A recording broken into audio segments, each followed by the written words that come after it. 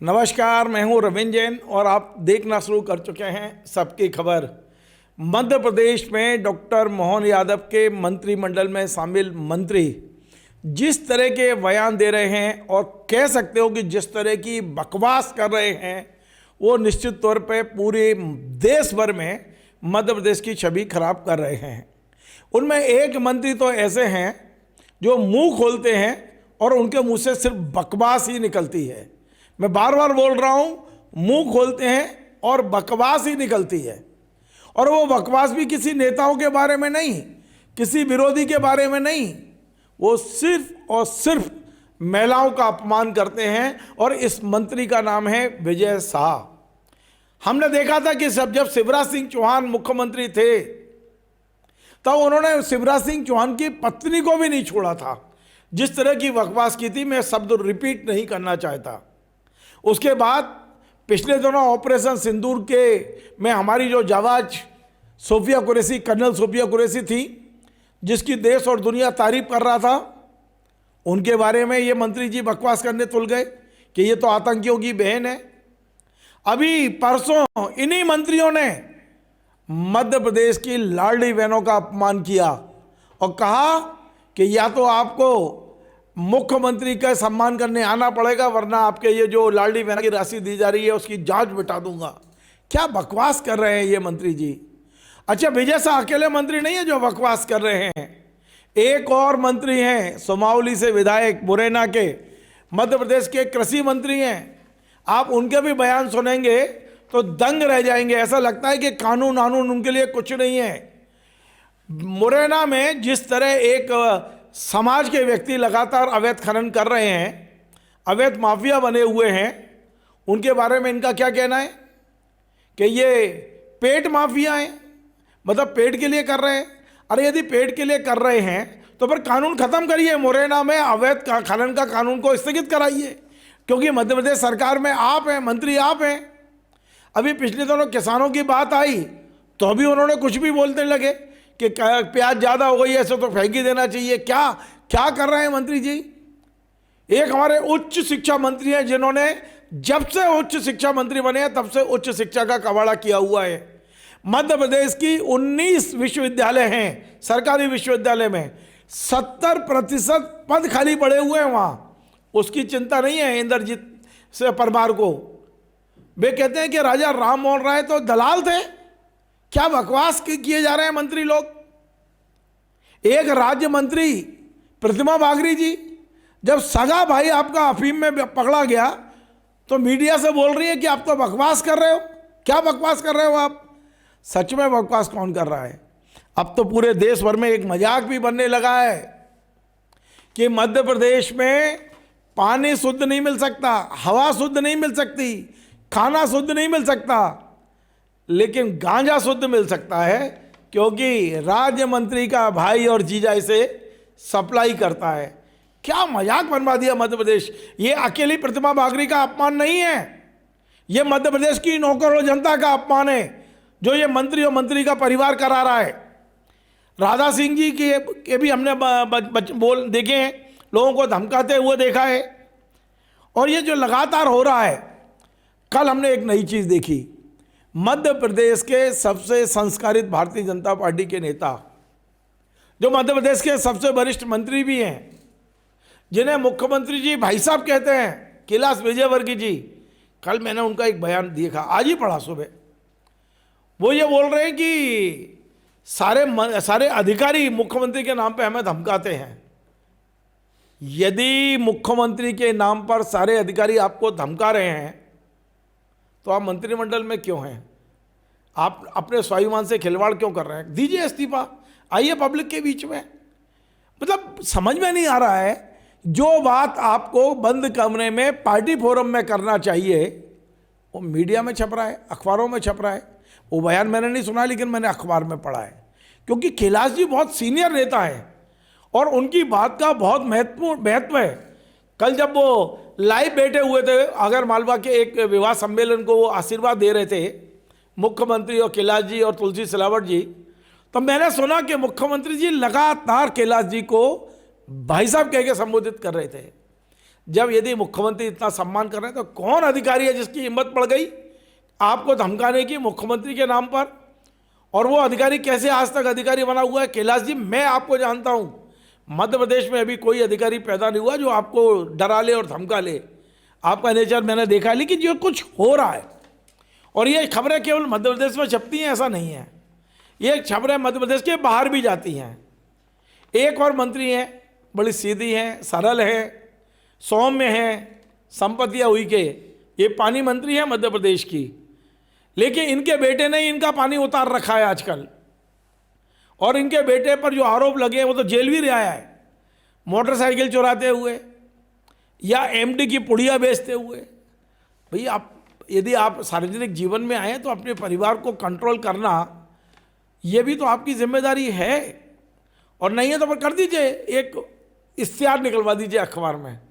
प्रतिमा जी और मैं संपतिया जी को तो सुझाव दे ही सकता हूँ कि कल एक विज्ञापन छपवा दीजिए कि मेरे भाई से, मेरे जीजा जी से अब मेरा कोई संबंध नहीं है, जैसा भूपेंद्र सिंह जी ने किया था। भूपेंद्र सिंह जी तो मंत्रिमंडल में नहीं है, पर जब उनको पता चला कि उनके भाई अवैध शराब के काम में लगे हैं तो उन्होंने बाकायदा विज्ञापन छपवाया, बाकायदा उन्होंने नोटिस जारी किया कि मेरे परिवार में मैं, मेरी पत्नी, 3 बेटियां और 1 बेटे के अलावा और कोई नहीं है। साफ कह दिया। आप भी कर दीजिए।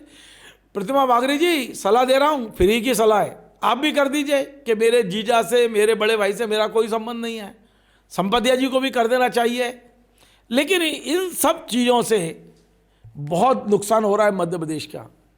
अब तो मुझे लगता है कि मध्य प्रदेश का अगला जब मंत्रिमंडल फेरबदल हो तो मुख्यमंत्री जी को एक अलग विभाग बनाना चाहिए और उसका नाम रखना चाहिए मंत्रिमंडल नियंत्रण स्टाफ। मंत्रियों को नियंत्रण करने के लिए स्टाफ, बाकायदा एक विभाग होना चाहिए, मंत्रियों को नियंत्रण करने का विभाग होना चाहिए। क्योंकि संगठन आपको बुला के डांट चुका है, आप पे असर नहीं पड़ रहा। संगठन ने कई बार बुला के डांटा। या तो फिर अब ये होगा कि मुख्यमंत्री जी बुलाएं, इस्तीफा लें, घर भेजें, तो हो सकता है उसका कुछ असर हो। लेकिन ऐसा लगता है कि भारतीय जनता पार्टी ने तय कर लिया है कि हमारे मंत्री चाहे जितनी बकवास करेंगे हम इस्तीफा नहीं लेंगे। तो फिर भुगतिए आप, यही हो सकता है। इन तमाम सारे मुद्दों पे आज हम बात करना चाहते हैं। हमारे साथ वरिष्ठ पत्रकार रिजवान अहमद सिद्दीकी साहब हैं, उनसे समझते हैं कि वाकई इन मंत्रियों की जो गतिविधियां हैं, बयानबाजी है, उनके परिवार के नशे के जो कारोबार हैं, वाकई मध्य प्रदेश की जनता पे क्या असर पड़ रहा है। रिजवान भाई, आपका स्वागत है। हम बात करें मेरे ख्याल है विजय शाह से, ये मुंह खोलते हैं तो बारूद ही निकलती है इनकी मुंह से, और खासकर महिलाओं के खिलाफ ही क्यों बोलते हैं? ये क्या इन्होंने कोई ठेका लिया कि महिलाओं के खिलाफ सिर्फ मैं बोलूँगा और किसी मंत्री की हिम्मत नहीं?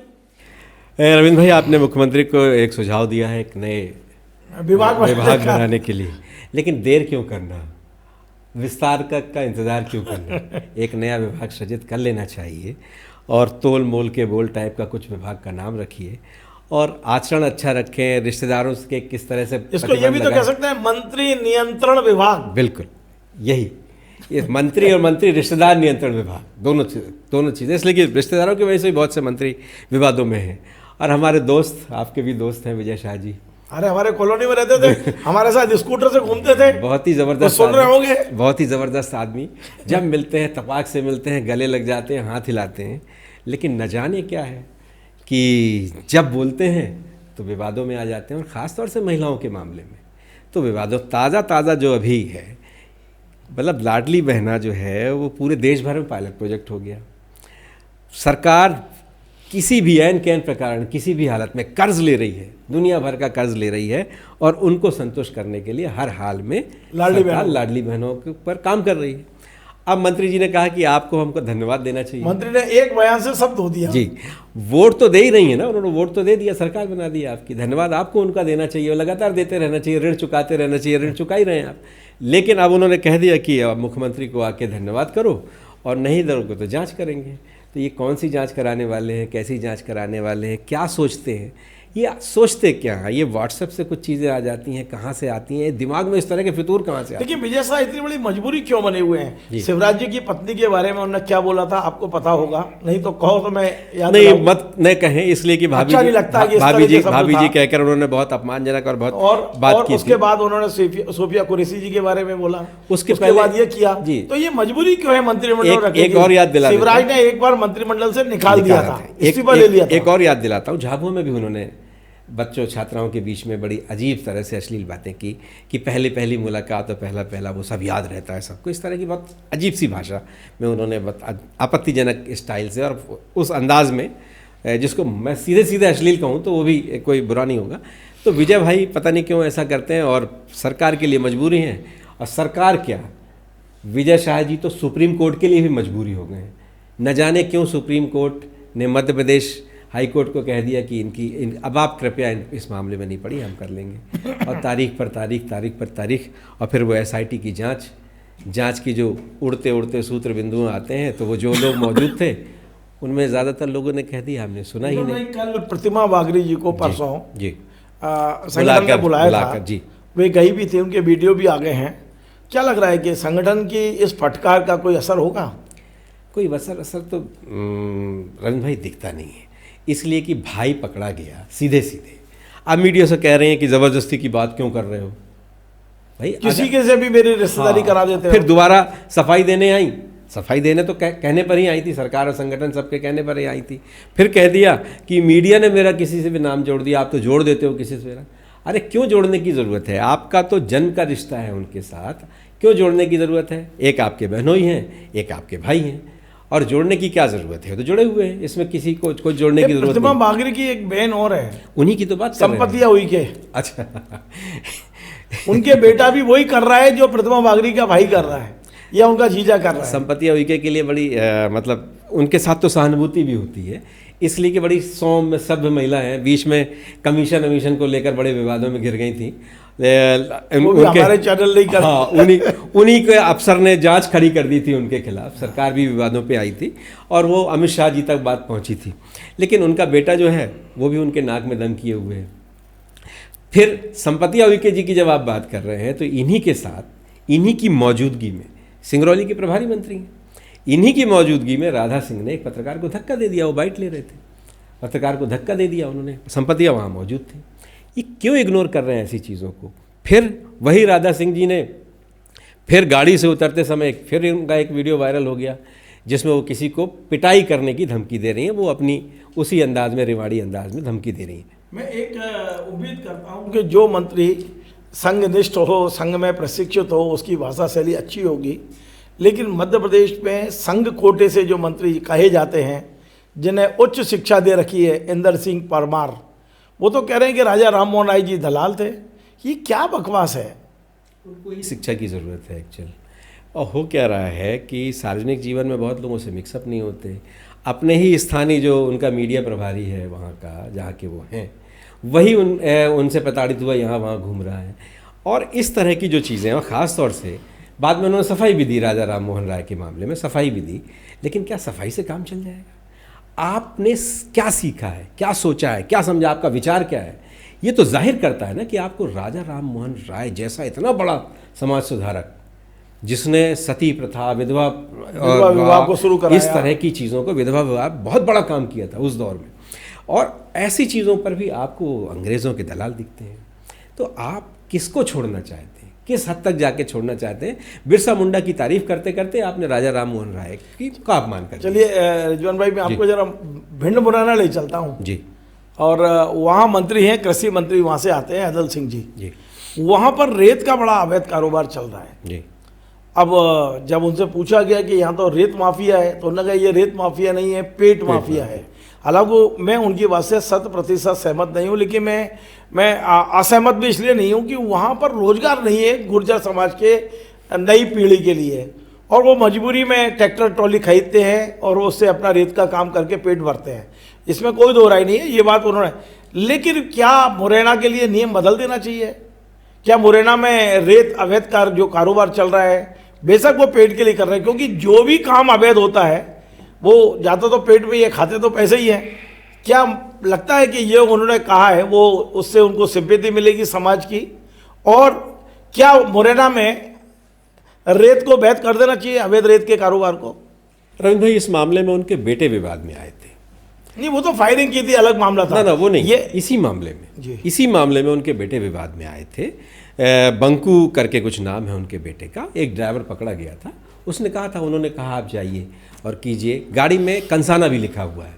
बाद में एंदल सिंह ने कहा कि हमें बदनाम करने के लिए कुछ लोग इस तरह की बात कर रहे हैं, और विधानसभा में जब पत्रकारों ने पूछा उनसे तो उन्होंने वो रेत माफिया, पेट माफिया ये सब कहा। तो ये आप मंत्री हैं, जिम्मेदार हैं, आप इस तरह से किसी अपराध का संरक्षण कैसे दे सकते हैं?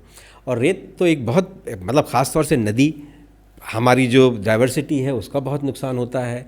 इसके अलावा भी इसके वही मुरैना में तो कुचल के भी मार दिया गया एक आईपीएस। तो ऐसी चीज़ों को आप कैसे पेट और इससे जोड़ सकते हैं? ये तो कतई नहीं जोड़ना चाहिए। और अगर आप मंत्री हैं तो आपकी जिम्मेदारी है, रोज़गार दिलाइए लोगों को, उनके लिए साधन इकट्ठे कराइए और बहुत तरह की चीज़ें कीजिए। लेकिन आप ऐसी चीज़ों को इतने हल्के अंदाज में नहीं ले सकते। और बहुत ही विवादित बयान था। और एंदल सिंह जी ने यहाँ तक नहीं, कृषि मंत्री रहते उन्होंने प्याज के बारे में, जैसा आप जिक्र कर रहे थे, उस पर भी बड़ा विवादित बयान दिया। तो जब आप किसानों के साथ बैठते हैं, मीटिंग सक्सेस नहीं होती। जब आप प्याज की बात करते हैं तो लोगों की आंखों में आंसू आ जाते हैं। फिर रेत को लेकर जिस तरह की बात हो रही है, रेत, खेत, सभी चीज़ों में आप असफल क्यों हो रहे हैं, ये बहुत ज़रूरी है, आप इसको समझें। एक अंतिम सवाल जी। हमारे मध्य प्रदेश के वरिष्ठ नेता कैलाश विजयवर्गीय जी की कल पीड़ा सामने आई है। अब वो बयान तो मैंने नहीं सुना है, हो सकता है हो, पर मैंने अखबारों में पढ़ा है कि उन्होंने ये कहा है कि मुख्यमंत्री के नाम पे अधिकारी उन्हें डराते हैं। आपको लगता है कैलाश जी डरने वाली चीज़ है क्या?